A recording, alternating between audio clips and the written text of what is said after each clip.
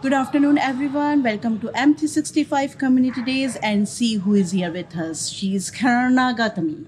She's a big celebrity. Everyone knows her. She doesn't need any introduction, but you know what? For all our watchers, please let us know about yourself. Okay, I sure will. Hi, everyone. I'm Karuana Gatimu. I run the Customer Advocacy Group for Microsoft 365. I sit in product engineering in M365, and I'm really excited to be here today at M365 Community Days in New York City. So thank you for having me.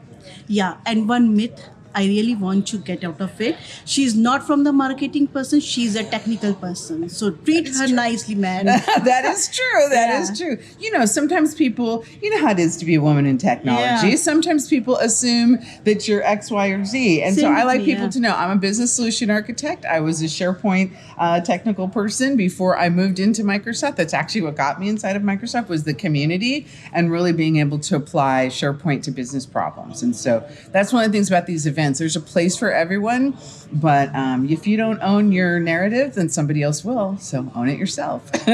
So, what do you feel about these events? What inspires you to be in these kind of events? Oh, How did you start? That's a great question.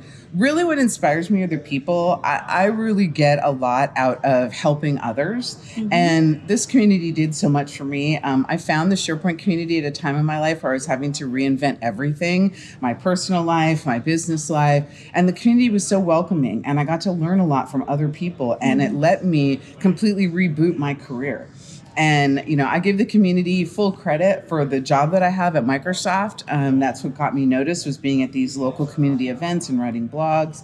And I got to live my dream. I sit in product engineering now. And it's so amazing. Sometimes I think, oh, these people, you know, that I get to meet that I saw on stage when I was a community member and now I get to hang out with them. Wow. It's really fantastic. So these events and the free technical training you get at them is super important, especially for women in tech, I think. You know, I think it's really important that we own our careers and that we get to bring our perspective to the technology. It's really essential. And especially for women, it's very hard. And I really want to put that phrase like, empowered women, empowered women. Yes, exactly. So how did you manage your time? I know this is a little personal question, but really it inspired to all our women, Yeah, how do it's you manage hard. your time? It's hard. It's a a complicated thing. I have a family. I have my 2 dogs. I like to cook. I like to have life. But this doesn't always feel like work. I would come and do these community events, and I did them even when I had a different full-time job at Skechers as the director of e-commerce because I really get so much energy out of it. So for me, it was blending my social life and my professional life together in a fun way. But I definitely now make sure to take time out for myself. I think it's really important with the pace of change that you give time to think, to just kind of stare at the ceiling or go out in nature. That's where I get some of my best inspiration. So I actually schedule that, like I schedule meetings. I schedule that time because if I don't, other things will come in and take over. So I have to prioritize my own self-care. That's really a biggest takeaway. You should schedule some time for yourself, like in teams. Yes, exactly. And, of course, we have products that help with that now, but just on my own, I think it's important to really prioritize my own self-care. I learned that really intensely during the pandemic. I was doing a tremendous amount of work, as we all were in this business during the pandemic.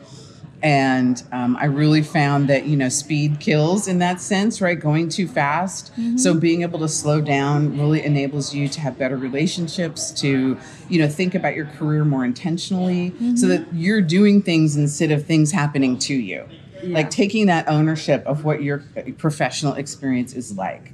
If you don't like what you're doing, now's the time to reinvent it because with AI, there's so much opportunity to do different things. So if you want to switch up, if you want to go into Copilot, if you want to do AI, or if you want to stay in SharePoint or Teams or whatever, but have some fun, like enjoy what you're doing, right? It needs to feel like at least 75% of the time, like you really like it. Yeah. I think that's doable. And certainly in the Microsoft ecosystem, that's my experience. Yeah. So what keynote you want to share today? Oh, I'm doing the closing keynote here. It's such a privilege to get to do that.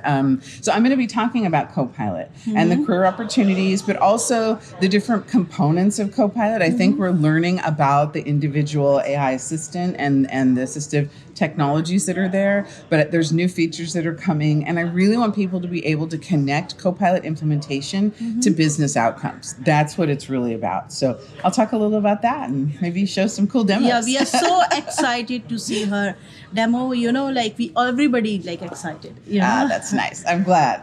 It's fun for me. I love New York City. I love these kind of events. So I think it's a privilege. Like I said, I do this for free, and I'm just lucky that as a part of my job with, running the tech community and, adoption at Microsoft.com and all the things that my amazing team does, that I get to come out and do this. But I am here, and my team, which I'm always giving a shout out to, because they're phenomenal people and they really help some of my crazy ideas scale and get to the world. And so I'm so happy to run the advocacy group as a whole, because they're just awesome people who are driven by helping others. So shout out to my team. So one more question, always audience has AI Copilot. They always mix it together. Right. So what are your suggestions for them? What do you think? Well, I think that AI is a capability you apply at a business level, and Copilot is an experience that's built into our Microsoft 365 tools. And they're two different things. And AI, there's also OpenAI services. There's your own custom AI experiences that you might build as you think about extending Copilot with Copilot Studio. And so Copilot is a product, AI is a capability. And so I really want leaders who are thinking about this now to be it doesn't matter how big your company is.